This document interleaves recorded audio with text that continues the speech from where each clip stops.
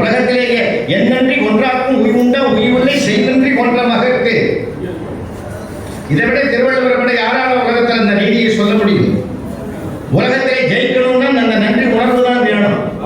அதனால்தான் செஞ்சோற்று கடந்திருப்பதற்காக என் உயிரையும் கொடுப்பேன்னு அந்த செய்நன்றிக்காக வாழ்ந்த கர்ணனுடைய வரலாற்றை பாரதம் காட்டுகிறது என்றால் நன்றி காப்பாற்றப்பட வேண்டிய மிகப்பெரிய பண்பு இல்லையா? அந்த பண்பை மறந்துட்டான். பண்பு மறந்தவனை கொன்று வருவதிலும் குற்றமில்லை என்பதற்காகத்தான் இலக்குவனை பார்த்து ராமபிரான் சொல்றான், நன்றி கொன்றவனை அது நெற்றினால் எடுத்தவனை கொன்றுவான். கொஞ்சம் லேசா சொன்னாலே போதும், இளைய பெருமாள் சும்மா இருக்க மாட்டார். அவர் தூண்டி விட்டாரு. அவள் என்ன பண்ணார், வில்லி அம்பை கையில் எடுத்துட்டு வேகமா அவ்வளவு ஆக்ரோஷமா வராது. இந்த சீனை தான் நம்ம கம்பன் அழகா காட்டுறார். கோப ஆவேசத்தோடு சுக்ரீவனுடைய அரண்மனைக்கு தேடி வருகிறார் இளைய பெருமாள். இதை எதிரில் வரக்கூடிய ஆஞ்சநேயர் பார்த்துட்டார். ஆஞ்சநேயருக்கு அனுமான் ஒரு பேர் உண்டு. என்ன? அனுமானிப்பதிலே வல்லவர். அனுமானிப்பதே வல்லவர் என்பதனால் தான் அவருக்கு அனுமான் பேர். அந்த முகக்குறிப்பை பார்த்த மாத்திரத்திலேயே புரிந்து கொண்டார். ஒரு செகண்ட், ஒரு வினாடி பொழுதிலே நடந்தது என்னன்றதை யூகித்துக் கொண்டார். பெருமான் கோபத்தோடு வருகிறார்.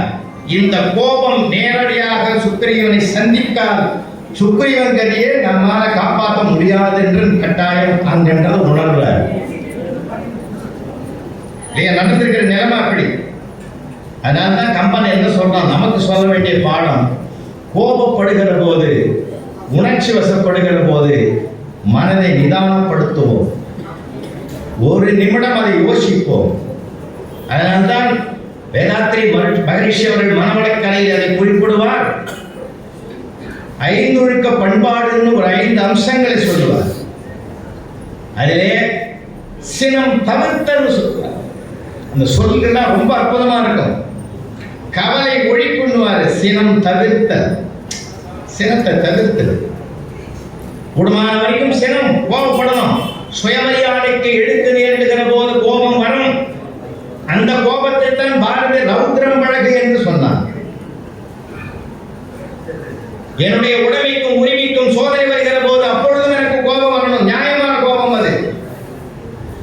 அது ரௌத்ரம் பழகுன்னா சினம் தவிர்த்தல். எங்கே வெளிப்படுத்தணுமோ அங்கதான் வெளிப்படுத்தணும். எல்லா இடத்திலும் சினம் ஆபத்தானது. தன்னைத்தான் காட்டின் சினம் காக்க காவாக்கால் தன்னையே கொள்ளும் சினம்னார் திருவள்ளுவர். கோபம் வர்றதுக்கு எந்தெந்த இடம்னு கிடையாது. ஆபரேஷன் தியேட்டர்ல இருந்து டாக்டர் வெளியில வர்றார், ஏதோ ஒரு ஸ்கேன் கேரி ஒழுங்கா ஒர்க் பண்ணல, டென்ஷன்ல அப்படி ரொம்ப கோடிக்கணக்கில் கொடுத்து வாங்கின விஷயம் ஒர்க் ஆகலையே, கோபத்துல வெளியில வர்றார். அந்த நேரத்தில் அவர்கிட்ட ஆபரேஷன் பண்றதுக்கு டேட் வாங்கி இந்த அப்பாயின்மெண்ட் வாங்கினவன் அந்த நேரத்தில் அவரை பார்த்துட்டு ரிசப்ஷன் வந்து ஓடி வந்து, என் தெய்வமே நான் உங்ககிட்ட தான் ஆபரேஷன் பண்ணிக்க போறேன், ஆபரேஷனுக்கு பிறகு நான் எப்படி இருப்பேன்னா, நீ எப்படி இருப்ப?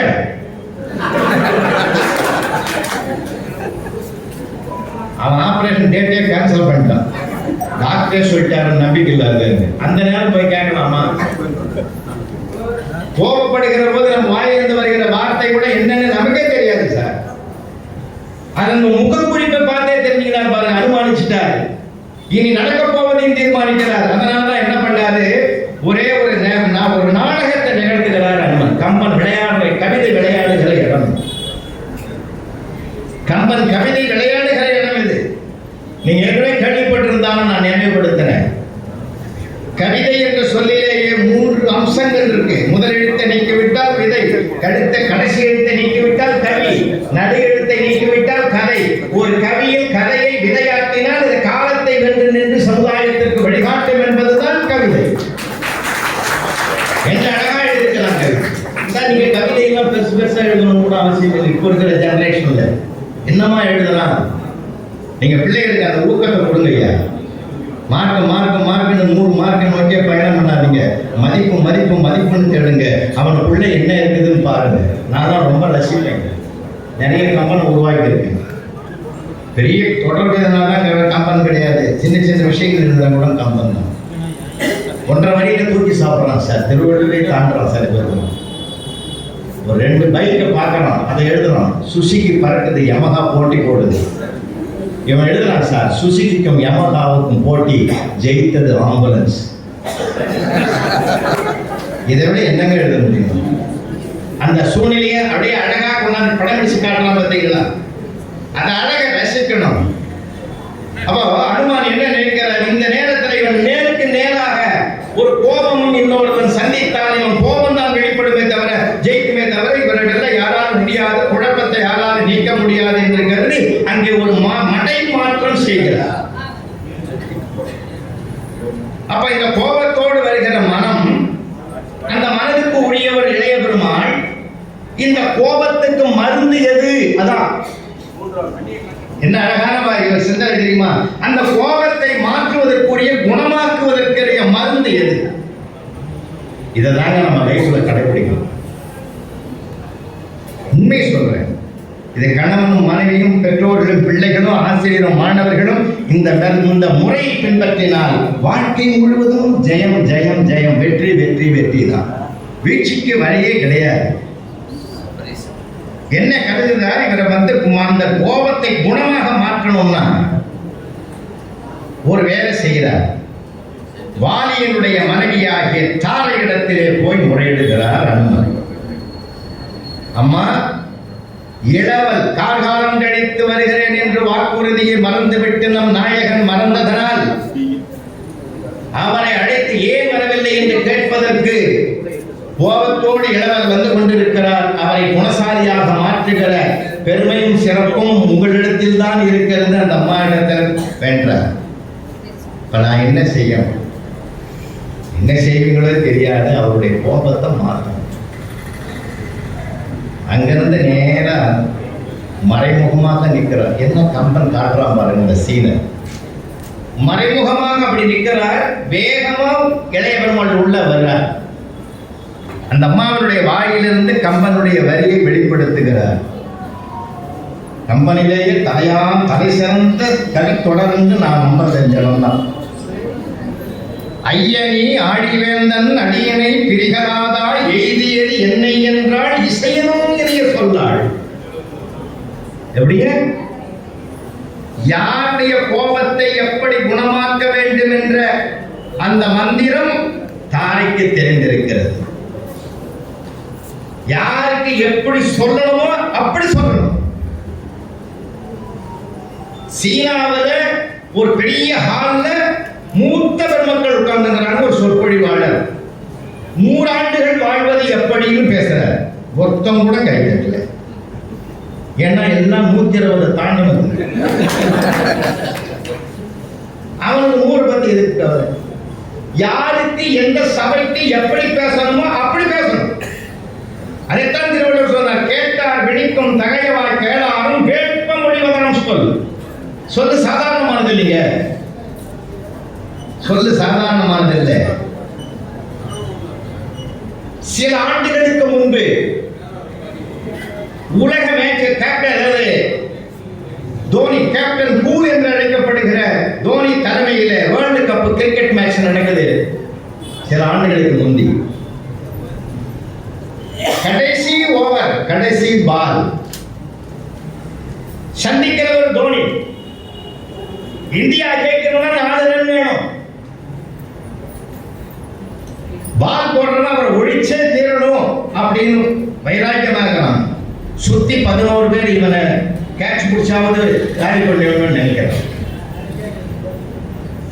எப்படி இருக்கு சூழ்நிலை? எந்த பதற்றத்தில் இருப்பார் தோனி? ஒரே பால தான் தேசத்தின் உயிர் இருக்கு. அப்போ 10,000 பேர் சுத்தி வேடிக்கை பார்க்கிறவங்க இல்ல, இந்தியர்கள் பல்லாயிரம் பேர் இருக்காங்க. தோனி அந்த பாலை சந்திப்பதற்கு தயாராகிற போது, அவனும் வீசுவதற்கு தயாராகிற போது, அந்த இந்தியர்கள் சொன்ன வார்த்தை என்ன தெரியுமா? வந்தே மாதரம், வந்தே மாதரம் என்றார்கள்.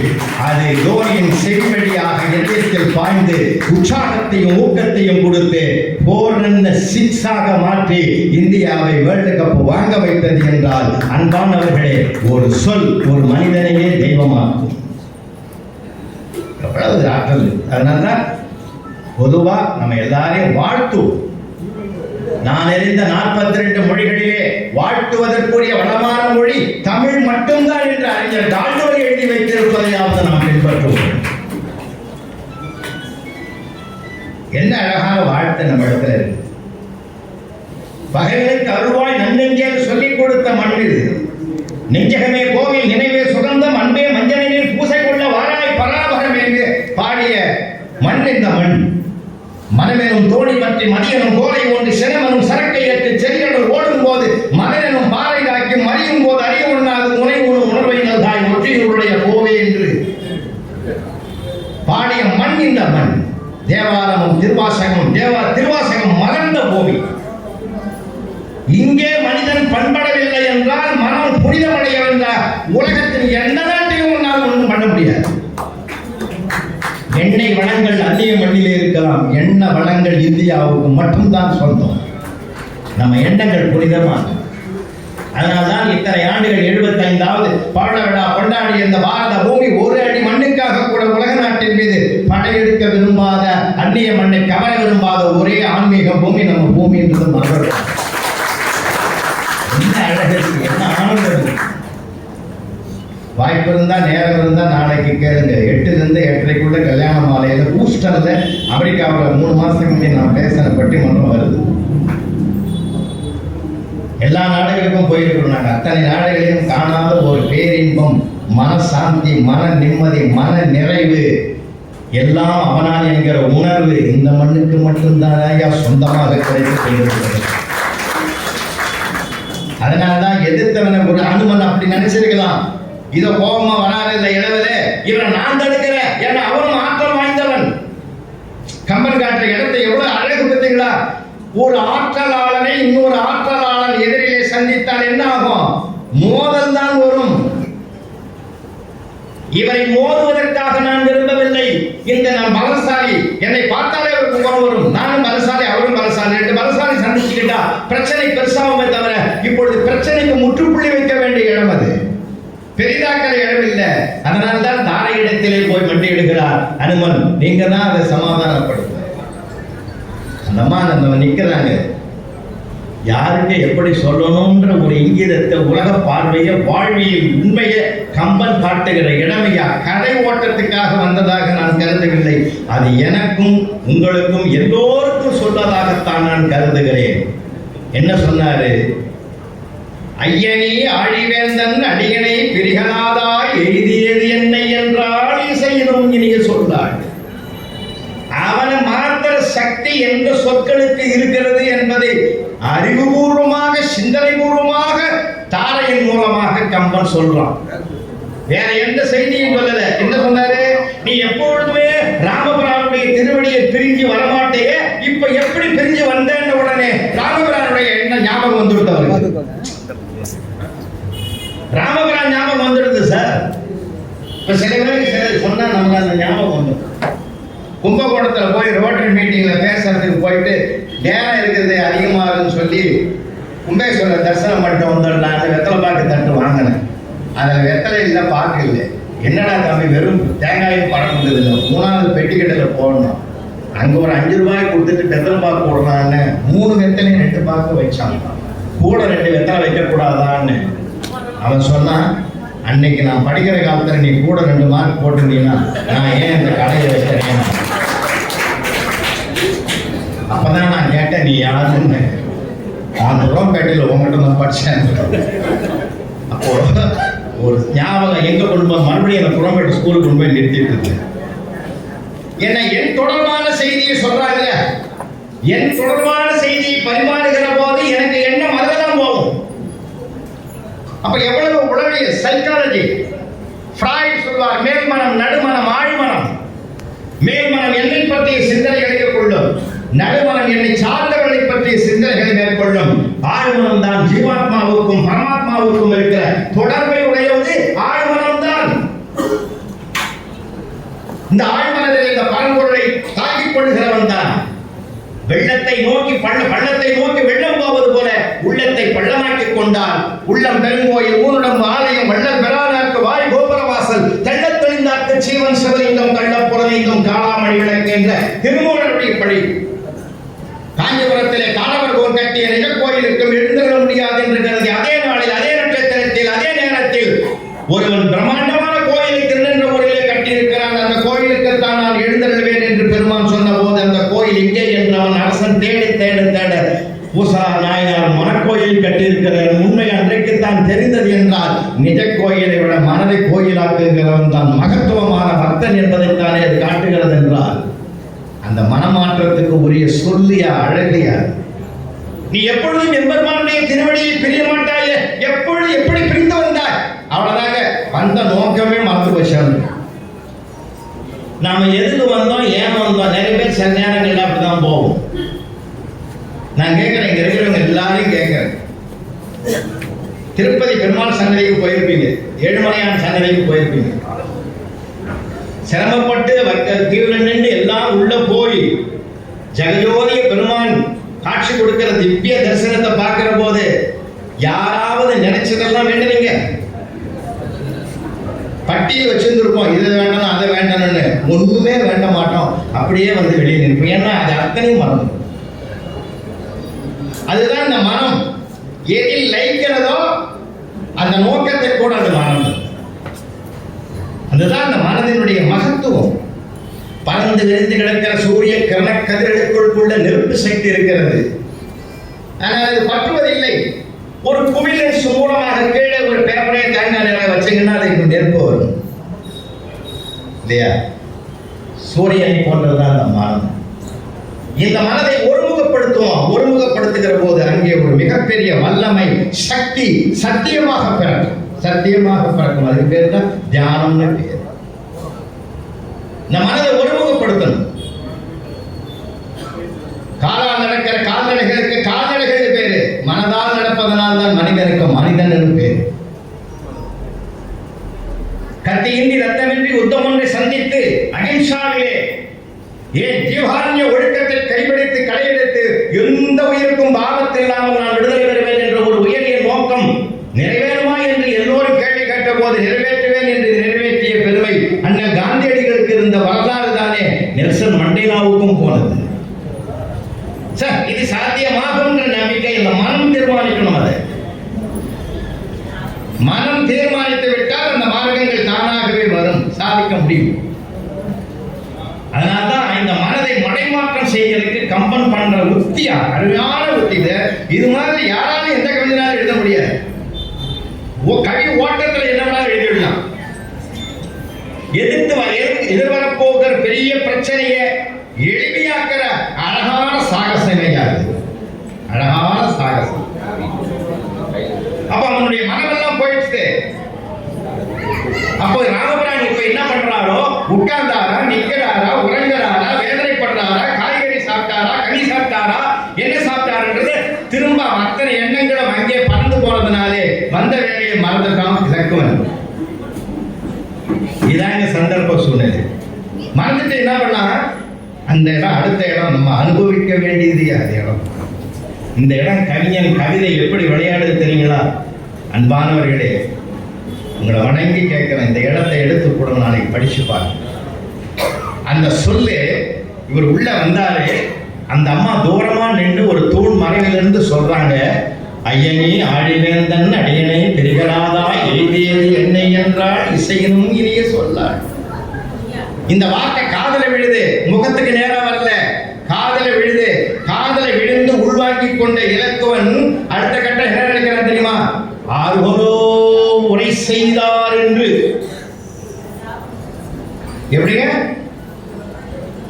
டர்ன் பண்றா சார்? நமக்கு நம்ம உள்ள போறோம், ஒருத்தர் அங்க சைட்ல இருந்து பேசுறாங்க, நம்ம என்ன பண்ணுவோம்? நம்ம பாதையை கழுத்தை திருப்புவோம்ல, யாருன்னு திருப்பி பார்ப்போம்ல. அதை வார்த்தையிலே கம்பன் வெளிப்படுத்துறான். எப்படியா?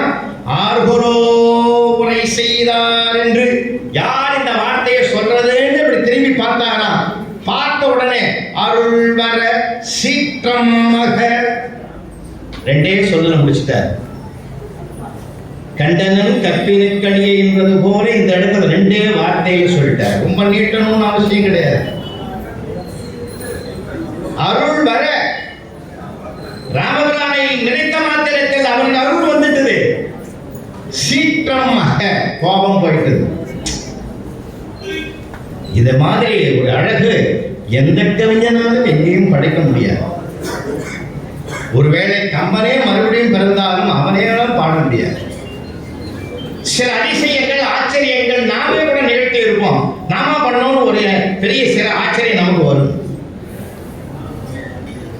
ஆர்குரோ உரை செய்தார் என்று அருள் வர சீற்றம் மக பார்குராம் முழுவெண் திங்கள் பகல் வந்த வடிவினாளை ஏகுராம் இறைமுகம் எடுத்து நோக்கி அப்படியே பார்க்கிறான் அந்த தாயை. தாரை வெள்ளாடை உடுத்திக் கொண்டு தன்னுடைய கணவனாகிய வாளை மறைந்ததனாலே அவள் வெள்ளாடை உடுத்தி ஒரு தமிழனுடைய பண்பாட்டினுடைய வாழ்க்கை அம்சத்தையும் அங்கே கம்பன் பொறித்து வைக்கிறார். வாழ்நாளிலே ஒரு பெண்ணுக்கு ஏற்றம் அத்தனையும் தருபவர்களுடைய கணவன் என்ற ஒரு பண்பாட்டை நெறிகாத்த பூமி இது பூமி. இன்னும் சொல்ல போனால் இவன்தான் உன் கணவன் என்று குறிப்பிட்டு சொன்ன பிறகு திருமணம் நடப்பதற்கு முன்பாகவே அவன் போர்க்களத்தில் நாடு காப்பதற்காக புறப்பட்டு மாண்டு விட்ட பிறகு மறுமணம் செய்து கொள்ள மாட்டேன் என்றைக்கு அவன்தான் என் கணவன் என்று சொன்னீர்களோ அவன்தான் என் நினைவில் முழுவதும் நிறைந்திருப்பவன், எனக்கு திருமணம் வேண்டாம் என்று மறுத்த திலகவதியார் வாழ்ந்த புண்ணிய பூமியார். என்ன கலாச்சாரம், என்ன நாகரிகம்! What is your culture? Sardar Vallabhbhai பட்டேலை கேட்ட போது அவர் கல்ச்சர் இஸ் அக்ரிகல்ச்சர் சொன்னார். ஒரு புனிதமான மண்ணியா, புனிதமான பூமியா, இந்த பூமியில இன்னைக்கு என்னென்ன தலைகீழ போகுது, வருத்தமா இருக்கு.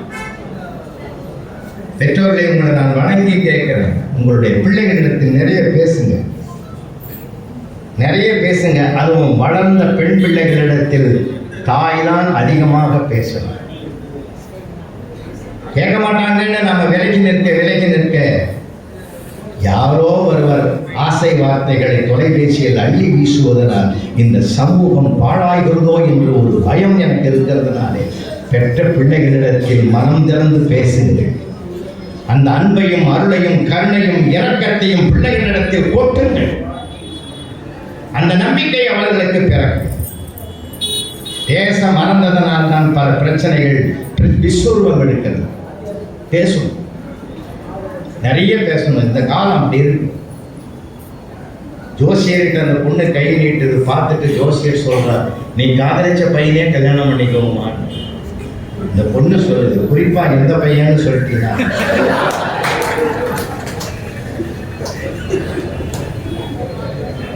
ராமா, நாம எங்க போறோம்? ஒரு சொல்லி வாழ்ந்து காட்டினாயே ராமா, நம்ம எங்க போறோம்? என்ன ஒரு அழகு பார்த்தீங்களா? ஏகுராம் இறைமுகம் எடுத்து நோக்கி மங்கல அணியை நீக்க மணி அணி துறந்து போதையும் குங்குமம் சாந்தம் சொட்டா வெள்ளாடையை உடுத்திருந்த அந்த பெண்ணை பார்த்து அழ ஆரம்பிச்சுட்டான். சார், இதுதான் சார் ஆச்சரியம். கோபத்தோடு வில்லையும் அம்பையும் கையில் எடுத்துக் கொண்டு வந்து சுக்ரீவனை சம்ஹாரம் செய்வதற்காக உள்ளே நுழைந்தவன் ஒரு குணசீலனாக மாறி ஒரு ஆண்டவன் சன்னதியில் ஒரு அடியவன் காதலாகி கசிந்து கண்ணீர் மல்கிமா இருப்பது போல அழுகிறான் என்றால் ஆத்திரத்தோடு கொலைவெறியோடு வந்தவனை அழ வைக்கிறான் கம்பன் என்றால் இந்த கம்பன் கவிதையை விட உலகத்தில் எந்த கொம்பனும் எழுத முடியாது என்ற சரித்திரத்தை உருவாக்கிய இடம் அந்த இடம். மங்கள அணியை நீக்கி மணி அணி தொடர்ந்து வாங்க பொங்கல கோதை மாற்றி குங்குமம் சாந்தம் சொட்டா பொங்குவம் நகைகள் போக கழுத்தோடு நகையை கண்டவள்ள நயங்கள் பதிப்ப நின்றார்.